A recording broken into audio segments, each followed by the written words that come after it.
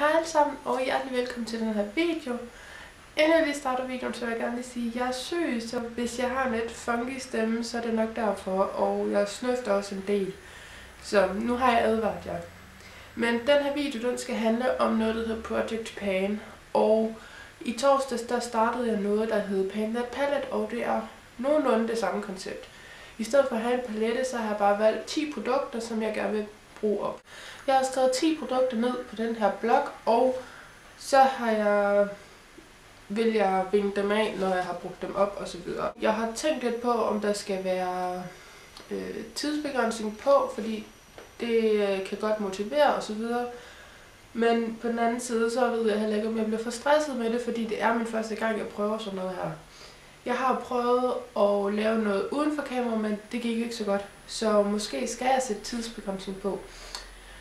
Så umiddelbart så vil jeg tro, at det er 2-3 måneder, så marts-april tænker jeg, at den nogenlunde skal slutte den her Project Pan. Jeg tænker, at jeg vil lave 2 ugers opdatering, fordi så har jeg på fornemmelsen af, at der vil være nok proces på, at I kan se, hvor langt jeg har nået, så jeg faktisk har noget at vise jer.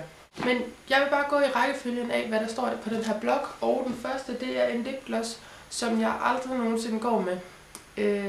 Den er den her guldfarvede lipgloss, og jeg rækker bare ikke ud efter den, fordi den er guld, og den giver sådan lidt mere guldshine på mine læber, og det er jeg ikke rigtig stor fan af.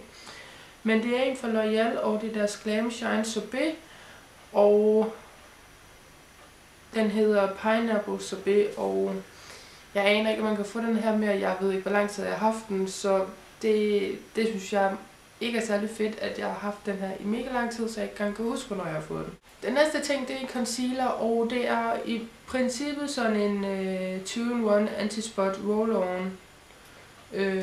En fra Garnier, og I har nok set den her før. Min den er begyndt at gå af her, og den er faktisk bare alt for mørk til mig i princippet, men det jeg har tænkt mig at bruge, og jeg har fundet ud af, at den faktisk godt kan bruges til, det er en corrector, fordi den er lidt mere orange tonet, så kan den godt neutralisere mine mørkerande under øjnene. På den her lipgloss, der er noget cirka hertil, og jeg sætter sådan nogle streger på mine produkter, for at man nogenlunde kan se, hvor jeg starter henne, og så kan man se min proces nedad. Så jeg har tænkt mig at bruge den her før min concealer som en corrector. Og jeg kan ikke se igennem den her pakke, så jeg kan ikke rigtig sige, hvor langt jeg er nået med den her.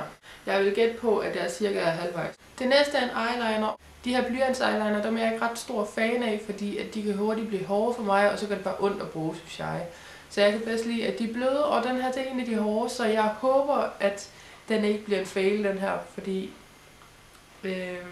jeg vil rigtig gerne af med den. Jeg har utrolig mange blyants eyeliner i min kollektion, og det er bare træls, synes jeg, når jeg ikke engang bruger dem.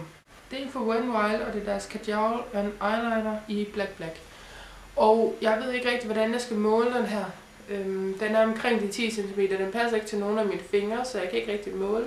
Måske hernede fra min tommeltot og op til min pegefinger. Jeg kan ikke rigtig måle den, men den er omkring de 10 cm, og det vil jeg synes er en meget god størrelse i forhold til, at jeg ikke bruger den så tit. Den næste, det er en puder, og det er en, jeg faktisk har brugt i et par videoer som en base for min bronzer. Fordi den er lidt mørkere end min hudfarve, så kan den bruges som sådan en base for min kontur. Og den ser lidt funky ud, fordi at jeg har repressed, jeg presser den ind i midten. Jeg har faktisk ødelagt den, og så har jeg puttet husholdningsmiddel i, og så har jeg presset det sådan ind på midten og ladet det tørre. Jeg har så brugt alt for meget af det der alkohol husholdningsmiddel, så den er blevet meget pudret. Så det skal jeg lige huske til næste gang, at jeg skal prøve at presse en my ind. Det er i hvert fald den hedder Manhattan Clear Face 2-in-1 Powder and Makeup, og jeg har den i 79 Sun Beige. Jeg glæder mig til at finde ud af min kollektion, fordi at jeg hader, at jeg skal bruge en base for min bronzer. Og det her, det ved jeg ikke, om jeg er snyd eller hvad det er. Det vil jeg ikke synes. Jeg synes ikke, at der er noget, der er snyd i det her projekt her. Men jeg vil gerne bruge den her op, og det er en foundation fra Max Factor, og det er deres Facefinity All Day Flawless 2-in-1 Foundation, Primer, Concealer and Foundation in One. Og jeg har den i Light Ivory 40. Jeg har brugt den her utrolig meget i mine videoer, men Jeg vil rigtig gerne have den ud af min kollektion, fordi at nu er det snart sommer igen, og så bruger jeg ikke sådan en lys foundation, og så bliver jeg mørkere i min hudtone. Og jeg er hernede som cirka. Så det vil ikke være noget problem at bruge den op. Og lige nu der passer den mig faktisk. Jeg har gået lidt frem og tilbage med for mørk og lys foundation her i efteråret og vinter. Så nu har jeg fundet ud af, at den her den faktisk passer mig, så nu tror jeg ikke, at det er noget problem at bruge det sidste op. Det næste det er en lægepomade fra Biocura Beauty. Jeg har købt den i Aldi i hvert fald, sådan en 3-pakke sæt. Og jeg har cirka så meget her tilbage, og så er der noget, der kører her på YouTube, at man mærker det på låget. Så jeg har sat dem sådan her op til hinanden, og så er jeg sådan cirka markeret der, hvor jeg er. Så jeg har omkring det her stykke tilbage at bruge. Og det er ikke fordi, at jeg kan lide den her læbepomade overhovedet, fordi jeg synes ikke, at den fugter, den laver bare det der lag oven på læberne, og så er det egentlig det. Så jeg kan bruge den utrolig meget, og så at det er minimalt fugtgivende til mine læber. Det næste det er en parfume fra Christina Aguilera by Night, og jeg er omkring her. Ja, omkring her. Og den dufter egentlig fint nok. Jeg kan ikke lide duften noget, fordi jeg er forkølet. Men den dufter egentlig fint nok, og jeg har bare haft den i super lang tid. Så nu synes jeg bare, at den skal væk. Og jeg har ikke så meget tilbage, så jeg tænkte, at det ville være en god ting at bruge op. Og det er ikke noget, jeg vil hænge fast i, fordi at det er faktisk sådan en hverdagsparfume for min smag. Det her det er lidt mærkelige ting at putte i Project Bane, men det er fordi, at jeg ikke kan lide den her deo særlig meget. Selvom jeg har brugt et godt stykke af den, så er det ikke noget, jeg kan mega godt lide, fordi at jeg synes, den er lidt mandet. Så den dufter ikke mega godt for min smag. Men jeg er hernede ved den sidste streg her. Og den første streg, det er simpelthen fordi, jeg prøvede at lave det der Project Bane uden for kameraet. Og det gik ikke særlig godt. Lad os sige det sådan. Men jeg har brugt sådan et stykke her af den. Og den her, den er fra oktober, tror jeg nok. Men det her, jeg er nu. Og så jeg glæder mig rigtig meget til, at den er væk, fordi jeg gider ikke have den mere. Fordi jeg har haft den i sindssygt lang tid, og den har bare været åben i mega lang tid. Så nu skal den væk. Den her, det er en Elf Contouring Blossom Bronzing Cream. Og jeg er ikke særlig stor fan af den. Jeg kan godt lide den, hvis jeg ikke har foundation på. Så jeg kan godt lide at bruge den. Og det er den også fint nok til. Og det er også den eneste grund til, at jeg gerne vil have den her væk. Fordi at når jeg bruger foundation, og så skal jeg putte den her på, så synes jeg bare, at det bliver kædet noget. Og jeg bruger det med børster, så det kommer bare til at tage evigheder til at bruge væk. Men jeg vil gerne prøve at være bedre til at bruge den, fordi det er egentlig et fint nok produkt. Jeg bruger en stippling brush til den her over, og så bruger jeg bare en helt almindelig lille rund børste til den her. Eller til bronzeren. Og det fungerer super godt for mig. Jeg håber, at jeg kommer til at bruge den her, og hvis det går mega langsomt med min børste, så kunne jeg godt finde på at bruge fingrene, men jeg synes bare, det bliver alt for pigmenteret til mig. Så jeg prøver lige at finde ud af, hvad jeg vil med den her. Men den er i farven St. Lucia.